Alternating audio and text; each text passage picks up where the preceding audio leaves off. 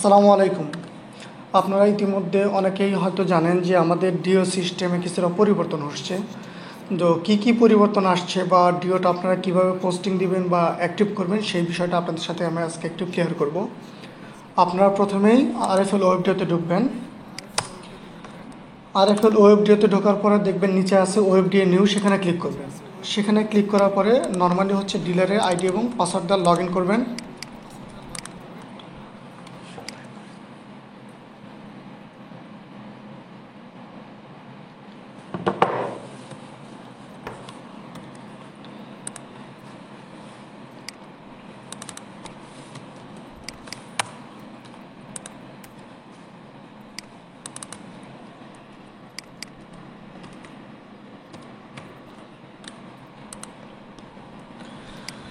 Normal log in করার পরে বাম পাশে অনেকগুলো আপনারা বাটন দেখতে পাবেন, সেখান থেকে চলে যাবেন অর্ডারের পরে যেখানে আছে অর্ডার এন্ট্রিতে ক্লিক করবেন। অর্ডার এন্ট্রিতে ক্লিক করার সময় এখান থেকে কিছুটা পরিবর্তন আছে। প্রথমে আছে ডিও টাইপের মধ্যে আছে কনফার্ম ডিও, ড্রাফট ডিও। আপনাদেরকে খুব ভালোভাবে মনে রাখতে হবে কনফার্ম ডিওটা কি, ড্রাফট ডিওটা কি। কনফার্ম ডিওটা হচ্ছে যেই ডিওটা আপনি পরবর্তী 7 দিনের মধ্যে ডেলিভারি নেবেন, সেটাই হচ্ছে কনফার্ম ডিও। আর ড্রাফট ডিওটা হচ্ছে যে ডিওটা ডেলিভারি উপযোগী না বা ডিপো ডেলিভারি দিতে পারবে না, বাট এটা অ্যাজ এ ডিও হিসেবে থাকবে। আপনারা আপনাদের ইচ্ছামতো ডেট দিয়ে কনফার্ম করে সেই ডেলিভারিটা নিতে পারবেন। তো কনফার্ম ডিও কীভাবে করবেন বা ড্রাফট ডিও কীভাবে করবেন সেই সিস্টেম নিয়ে 3টা আইটেমের ডিও করে আমি আপনাদেরকে একটু বিষয়টা ক্লিয়ার করতেছি।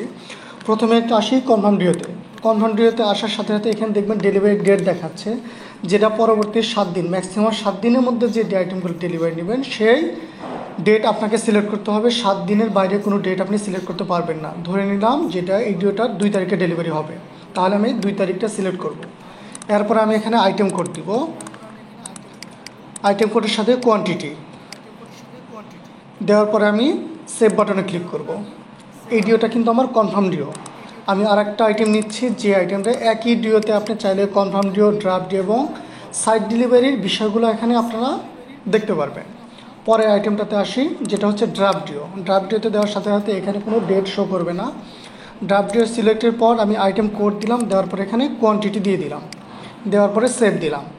একটা জিনিস এখানে খেয়াল করেন যে ড্রাফট ডিওর সাথে সাথে কালারটা কিন্তু চেঞ্জ হয়ে গেছে, প্লাস কনফার্ম যে ডিওটা সেটা কিন্তু এখানে ডেলিভারির ডেট চলে আসছে। এরপর আরেকটা আইটেম সিলেক্ট করে যে আইটেমটা হচ্ছে আমার সাইট ডেলিভারির জন্য নিব, সেটাও আমি ড্রাফটের মধ্যে রেখে দিব। ড্রাফটের মধ্যে আইটেম কোড এবং কোয়ান্টিটি দিয়ে দিলাম। এখন যদি এখানে যে আইটেম 3টা আমার কিন্তু আইটেমের শেষ দেখেন, যেটা কনফার্ম ডিওর কালার একটা, ড্রাফট ডিওর কালার কিন্তু আরেকটা। এখন ডিলারের যদি ব্যালেন্স অ্যাভেলেবেল থাকে তাহলে আমি অর্ডারটা অ্যাক্টিভ করার সাথে সাথে কিন্তু ডিও হয়ে যাবে। আমি টেস্ট শুরু অর্ডার অ্যাক্টিভে চলে গেলাম।